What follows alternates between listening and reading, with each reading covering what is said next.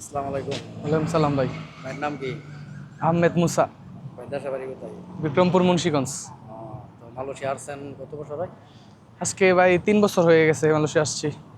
Malaysia কি tourist আসছিলেন? Tourist আসছি ভাই। তো টুরিস্টে যে মালয়েশিয়া আসছেন, আপনি কি জানেন না যে টুরিস্টে আসলে মালয়েশিয়াতে এখন বর্তমানে যে বর্তমানে সমস্যা অবস্থা যে ফেস করতেছেন এগুলো তো করবেন?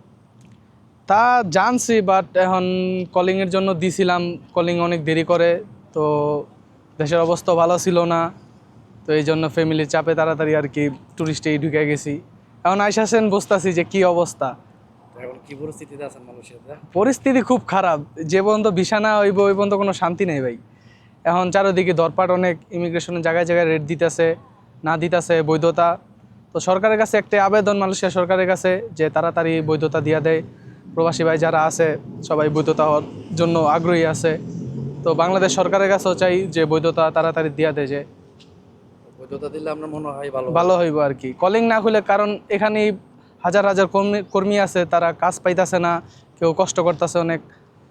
তো এখন যারা বাংলাদেশ থেকে আমরা টুরিস্টে আসতে চাইতেছে বা আসার জন্য পাগল হয়ে যাইতেছে তাদের ব্যাপারে আপনি কি বলবেন? আমি এক কথায় বলবো, তারা না আসলেই ভালো হইব। টুরিস্টে মনে করবো যে আইসা মনে করবো যে না কি সব মালয়েশিয়া টাকা উঠতেছে। তো এই যে আমরা তো ভাবছি যে মালয়েশিয়া কি না কি, তো এখন তো আজকে 3 বছর হয়ে গেছে, আমরা তো বুঝতেছি যে কত কষ্ট করে আমাদের থাকতে হইতেছে।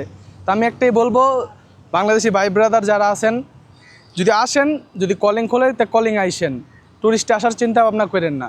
মানে এই পরিস্থিতিতে টুরিস্টে আসার চিন্তা ভাবনা করেন না। যদি নেক্সট টাইম ভালো হয় তাহলে ঢোকার আপনাকেও আমি বলতে পারি যে ঢুকতে পারেন। কারণ এই পরিস্থিতিতে এখন ঢোকা আমি নিষিদ্ধ করি আর কি, না ঢোকাই ভালো আর কি। বর্তমানে তো আমরা যেটা শুনতেছি যারা অবৈধ আছে আর কাম কাজও কিন্তু মালয়েশিয়াতে পাইতেছে না। পাইতেছে না, এটা বাস্তব। কাম কাজ পাইলেও বেতন ঠিক মতো বেতন পাইতেছে না। ঠিক মতো পাইতেছে না, এটাই বাস্তব। এগুলো তো সত্য। এগুলো সত্য। আমিও এক জায়গায় কাজ করছিলাম, যখন ফার্স্ট ঢুকছি 2-3 মাস কাজ করছি, তারপর 1 বছর কাজ করছি, বেতন পাইনি 3-4 মাসের। বলে যে কাগজ নাই, এই নাই সেই নাই, এই আর কি বাটপারি করে। তো যারাই আসবেন খুব চিন্তা ভাবনা করে ঢুকবেন টুরিস্টে। কারণ বর্তমান অবস্থায় আপনি একটা কোম্পানির মধ্যে ঢুকতে গেলে আপনার বৈধতা লাগবেই, যে আপনার পাসপোর্ট ভিসা আছে কি না। যদি শোনে আপনার পাসপোর্ট ভিসা নাই, আপনার স্যালারিও তেমন একটা আপনি পাইবেন না। তো স্যালারি নিয়ে আপনার ঘুরাইবো, বাটপারি করব। আমি মনে করি যে আপনি ভিসা ভিসা নিয়ে মালয়েশিয়া ঢোকেন, সবচেয়ে ভালো হইব।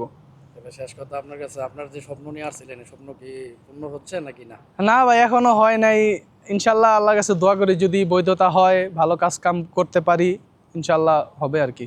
তো আমরা দোয়া করি আপনার জন্য, আল্লাহ আপনার স্বপ্ন পূর্ণ করে। জি ভাই। আল্লাহ হাফেজ। আল্লাহ হাফেজ ভাই। ওকে ভাই।